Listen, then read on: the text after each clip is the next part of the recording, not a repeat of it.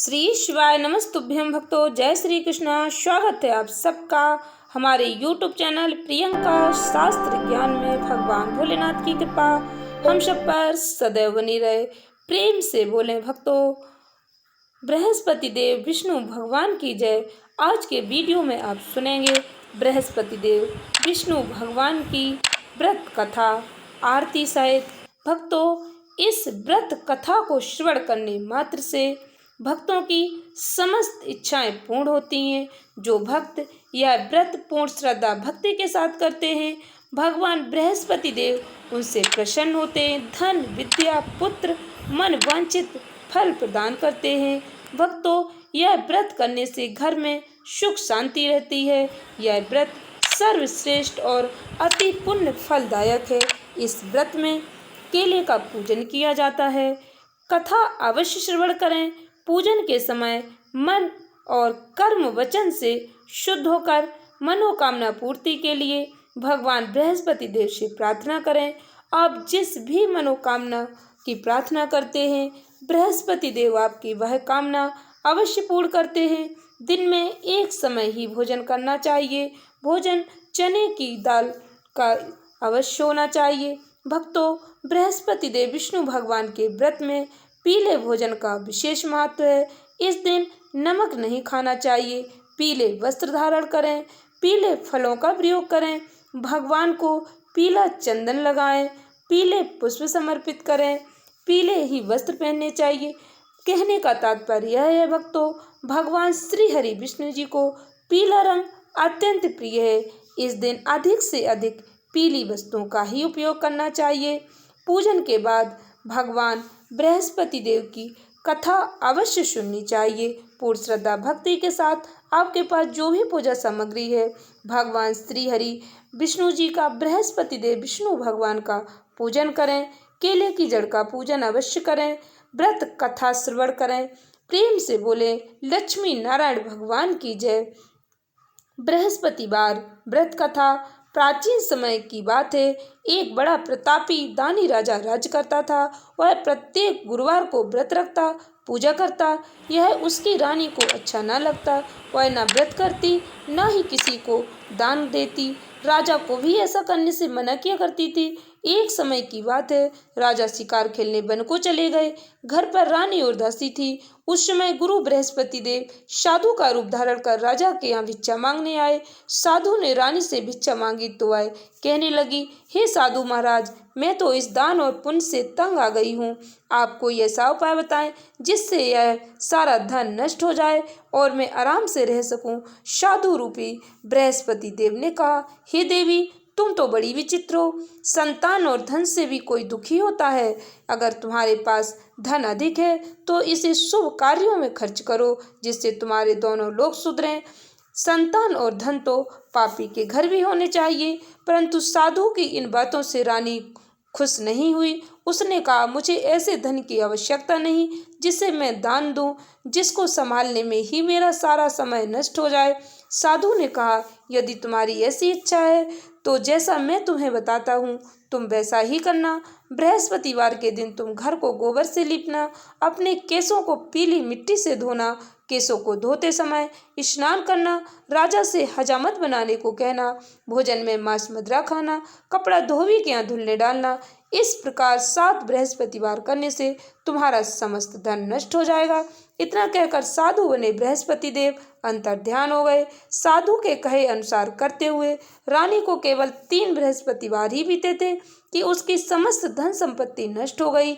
भोजन के लिए परिवार तरसने लगा।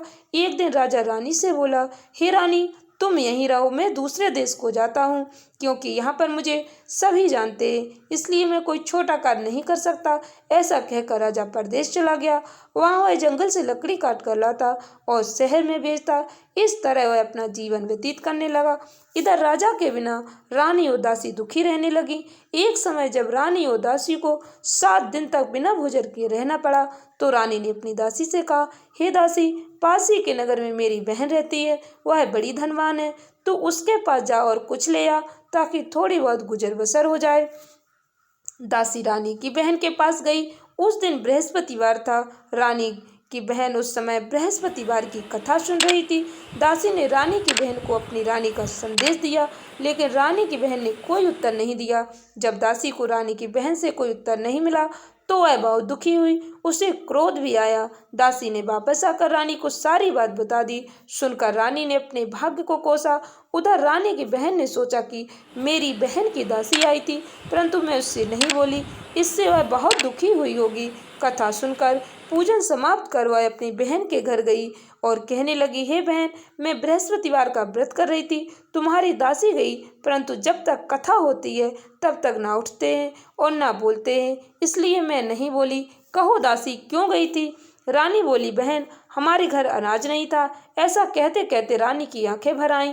उसने दासियों समेत भूखा रहने की बात अपनी बहन को बता दी। रानी की बहन बोली, बहन देखो, बृहस्पति देव भगवान सबकी मनोकामना पूर्ण करते हैं, देखो शायद तुम्हारे घर में अनाज रखा हो। यह सुनकर दासी घर के अंदर गई तो वहां उसे एक घड़ा अनाज का भरा मिल गया।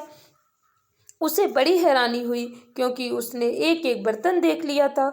बाहर आकर रानी को बताया। दासी रानी से कहने लगी, हे रानी, जब हमको भोजन नहीं मिलता तो हम व्रत ही तो करते हैं, इसलिए क्यों न इनसे व्रत और कथा की विधि पूछ ली जाए, हम भी व्रत किया करेंगे। दासी के कहने पर रानी ने अपनी बहन से बृहस्पतिवार व्रत के बारे में पूछा।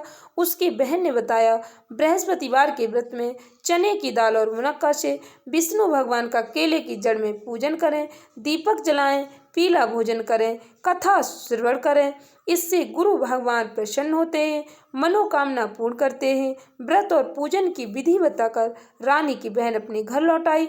रानी और दासी दोनों ने निश्चय किया कि बृहस्पति देव विष्णु भगवान का पूजन अवश्य करेंगे। 7 रोज बाद जब बृहस्पतिवार आया तो उन्होंने व्रत रखा। गुड़साल में जाकर चना और गुड़ बीन कर लाई, उसकी दाल से केले की जड़ विष्णु भगवान का पूजन किया। अब पीला भोजन कहाँ से आए?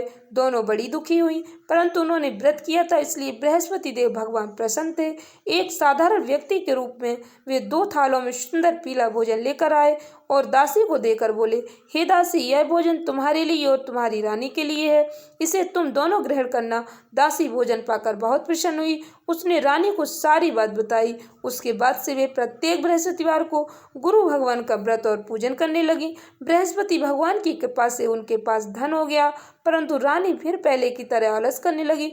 तब दासी बोली, देखो रानी, तुम पहले भी इस प्रकार आलस करती थी, तुम्हें धन रखने में कष्ट होता था, इस कारण सभी धन नष्ट हो गया।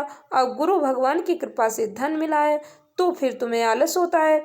बड़ी मुसीबतों के बाद हमने यह धन पाया, इसलिए हमें दान पुण्य करना चाहिए। अब तुम भूखे मनुष्यों को भोजन कराओ, प्याऊ लगवाओ, ब्राह्मणों को दान दो, कुआं, तालाब, बावड़ी आदि का निर्माण कराओ, मंदिर पाठशाला बनवाकर ज्ञान का दान करो, कुंवारी कन्याओं का विवाह कराओ, धन को शुभ कार्यों में खर्च करो, जिससे तुम्हारे कुल का यश बढ़ेगा, स्वर्ग प्राप्त हो और पितृ प्रसन्न हो। दासी की बात मानकर रानी शुभ कार्य करने लगी, उसका यश फैलने लगा। एक दिन रानी और दासी आपस में विचार करने लगी कि न जाने राजा किस दशा में होंगे, उनकी कोई खोज खबर भी नहीं है। उन्होंने श्रद्धा पूर्वक बृहस्पति भगवान से प्रार्थना की, राजा जहाँ कहीं भी हों शीघ्र वापस आ जाएं। उधर राजा परदेश में बहुत दुखी रहने लगा। वह प्रतिदिन जंगल से लकड़ी बीन कर लाता और उसे शहर में बेचकर अपने दुखी जीवन को बड़ी कठिनता से व्यतीत करता। एक दिन दुखी हो अपनी पुरानी बातों को याद करके वह रोने लगा और उदास हो गया। उसी समय राजा के पास बृहस्पति देव साधु के रूप में आकर बोले, हे लकड़हारे, तुम इस सुनसान जंगल में किस चिंता में बैठे हो, मुझे बतलाओ। यह सुन राजा के नेत्रों में जल भर आया। साधु की वंदना कर राजा ने अपनी संपूर्ण कहानी सुनाई। महात्मा दयालु होते हैं। वे राजा से बोले, हे राजा, तुम्हारी पत्नी ने बृहस्पति देव के प्रति अपराध किया था, बृहस्पति देव का अपमान किया था, जिसके कारण तुम्हारी यह दशा हुई। अब तुम चिंता मत करो, भगवान तुम्हें पहले से अधिक धन देंगे। देखो, तुम्हारी पत्नी ने बृहस्पतिवार का व्रत प्रारंभ कर दिया है। अब तुम भी बृहस्पतिवार का व्रत करके चने की दाल व गुड़ जल के लोटे में डालकर केले का पूजन करो, फिर कथा कहो या सुनो, भगवान तुम्हारी सब मनोकामनाएं पूर्ण करेंगे। साधु की बात सुनकर राजा बोला, हे प्रभु, लकड़ी बेचकर तो इतना पैसा नहीं बचता जिससे भोजन के उपरांत कुछ बचा सकूं। मैंने रात्रि में अपनी रानी को व्याकुल देखा है, मेरे पास कोई साधन नहीं जिससे उसका समाचार जान सकूं। फिर मैं कौन सी कहानी कहूँ, यह भी मुझको मालूम नहीं है। साधु ने कहा, हे राजा, मन में बृहस्पति देव भगवान के पूजन व्रत का निश्चय करो, वे स्वयं तुम्हारे लिए कोई राह बना देंगे। बृहस्पतिवार के दिन तुम रोजाना की तरह लकड़ियां लेकर शहर में जाना। तुम्हें रोज से दुगना धन मिलेगा, जिससे तुम भली भांति भोजन कर लोगे तथा बृहस्पति देव की पूजा का सामान भी आ जाएगा। जो तुमने बृहस्पतिवार की कहानी के बारे में पूछा है वह इस प्रकार है। बृहस्पति देव की कहानी। प्राचीन काल में एक बहुत ही निर्धन ब्राह्मण था। उसके कोई संतान न थी। वह नित्य पूजा पाठ करता। उसकी स्त्री न स्नान करती, न किसी देवता का पूजन करती। इस कारण ब्राह्मण देवता बहुत दुखी रहते थे। भगवान की कृपा से ब्राह्मण के यहाँ एक कन्या उत्पन्न हुई। कन्या बड़ी होने लगी। प्रातः स्नान करके वह भगवान विष्णु का जाप करती, बृहस्पतिवार का व्रत भी करने लगी।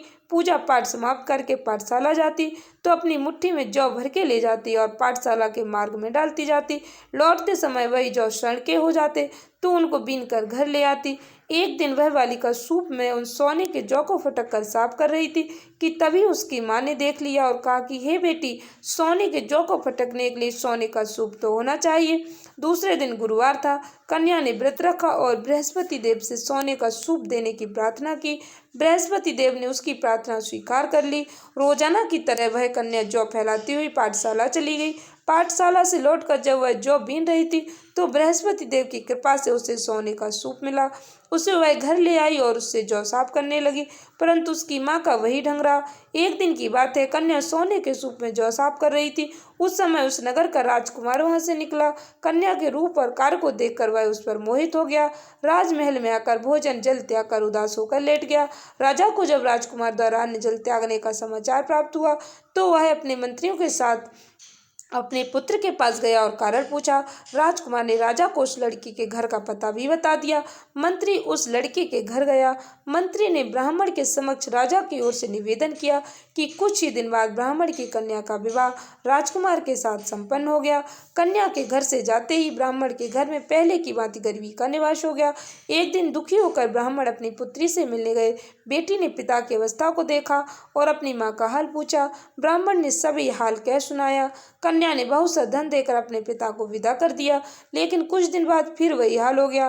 ब्राह्मण फिर अपनी कन्या के यहाँ गया और सभी हाल कहा तो पुत्री बोली, हे पिताजी, आप माताजी को यहाँ लिवा लाओ, मैं उन्हें वह विधि बता दूंगी जिससे गरीबी दूर हो जाए। ब्राह्मण देवता अपनी स्त्री को साथ लेकर अपनी पुत्री के पास राजमहल पहुंचे तो पुत्री अपनी माँ को समझाने लगी, हे माँ, तुम प्रातःकाल स्नान आदि करके विष्णु भगवान का पूजन करो तो सब दरिद्रता दूर हो जाएगी। परंतु उसकी माँ ने उसकी एक भी बात नहीं मानी। वह प्रातःकाल उठकर अपनी पुत्री की बच्चों की जूठन को खा लेती थी। एक दिन उसकी पुत्री को बहुत गुस्सा आया।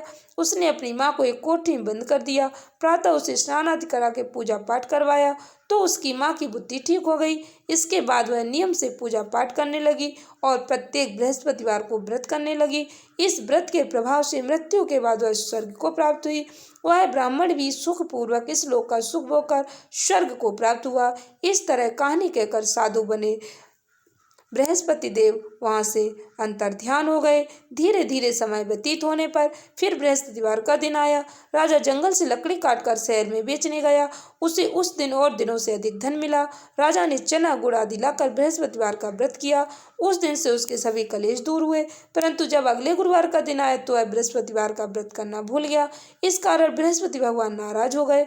उस दिन उस नगर के राजा ने विशाल यज्ञ का आयोजन किया था तथा अपने समस्त राज्य में घोषणा करवा दी कि सभी मेरे यहाँ भोजन करने आए, किसी के घर चूल्हा न जले। इस आज्ञा को जो न मानेगा उसको फांसी की सजा दी जाएगी। राजा की आज्ञा अनुसार राज्य के सभी लोग राजा के भोज में सम्मिलित हुए, लेकिन लकड़हारा कुछ देर से पहुंचा, इसलिए राजा उसको अपने साथ महल में ले गए। जब राजा लकड़हारे को भोजन करा रहे थे तो रानी की दृष्टि उस खूंटी पर पड़ी जिस पर उसका हार लटका हुआ था। उसे हार खूंटी पर लटका दिखाई नहीं दिया। रानी को निश्चय हो गया कि मेरा हार इस लकड़हारे ने चुरा लिया। उसी समय सैनिक बुलवाकर उसको जेल में डलवा दिया।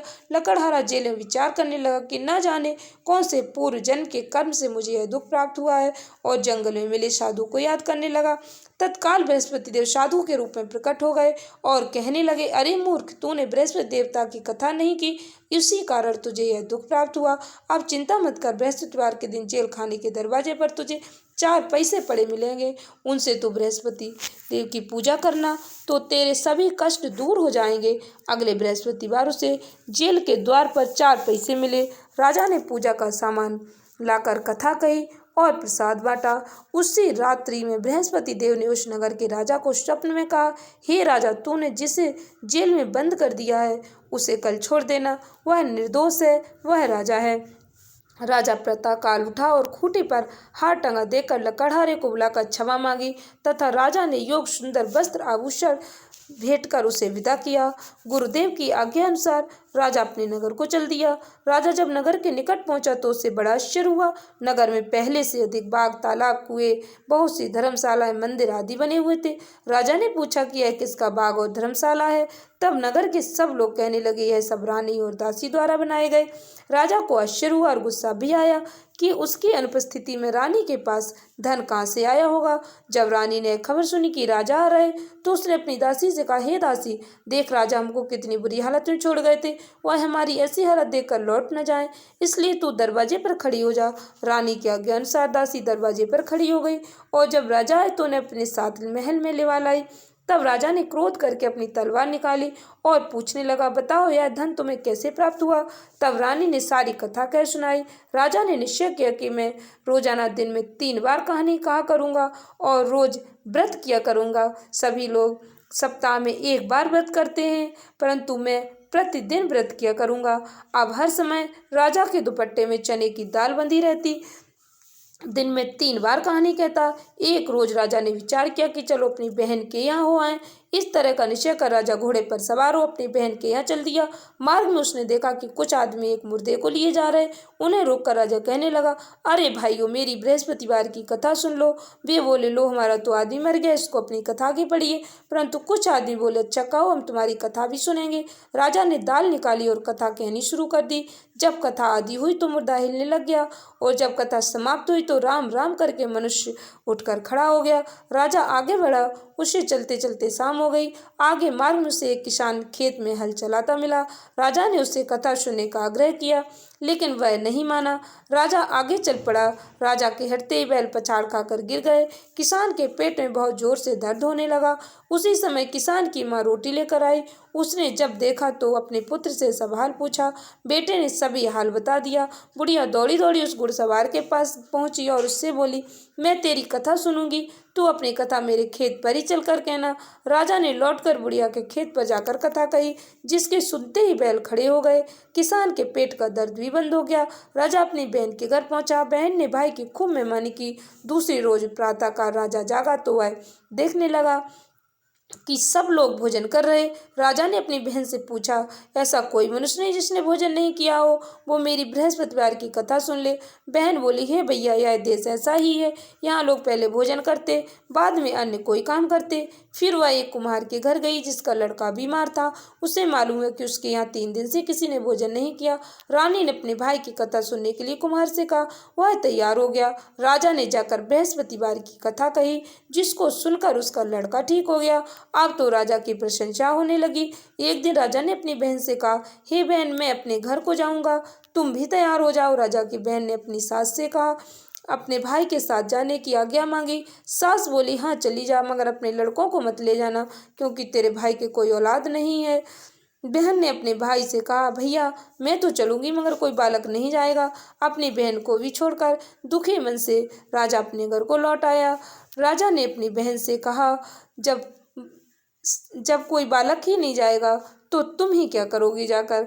राजा ने रानी से सारी कथा बताई और बिना भोजन किए वह लेट गया। रानी बोली, हे प्रभु, बृहस्पति देव ने हमें सब कुछ दिया, वे हमें संतान अवश्य देंगे। उसी रात बृहस्पति देव ने राजा को स्वप्न में कहा, हे राजा, उठ, सभी सोच त्याग दे, तेरी रानी गर्भवती है। राजा को यह जानकर बड़ी खुशी हुई। 9वें महीने में रानी के गर्भ से एक सुंदर पुत्र पैदा हुआ।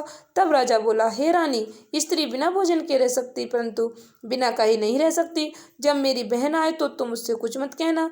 रानी ने हाँ कर दी। जब राजा की बहन ने यह शुभ समाचार सुना तो वह बहुत खुश हुई और बधाई लेकर अपने भाई के यहाँ आई। रानी ने तब उसे आने का उल्हाना दिया। बोला, जब भाई ला रहे थे तब तो नहीं आई, घोड़ा चढ़ी नहीं आई, गधा चढ़ी आई, उनके साथ नहीं आई, अपने आप भागी भागी बिना बुलाए आ गई।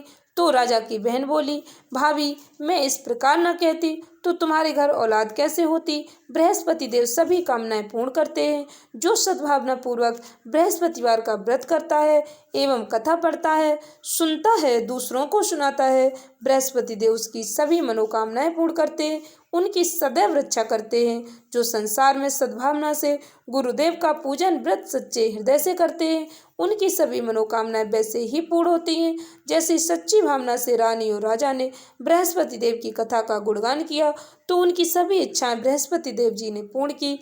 अनजाने में भी बृहस्पति देव की उपेक्षा न करें, ऐसा करने से सुख शांति नष्ट हो जाती है। इसलिए सबको कथा सुनने के बाद प्रसाद लेकर ही जाना चाहिए। हृदय से मनन करते हुए बृहस्पति देव का जयकारा बोलना चाहिए। इति श्री बृहस्पतिवार व्रत कथा संपूर्ण। प्रेम से बोले बृहस्पति देव विष्णु भगवान की जय। बृहस्पति देव विष्णु भगवान की आरती।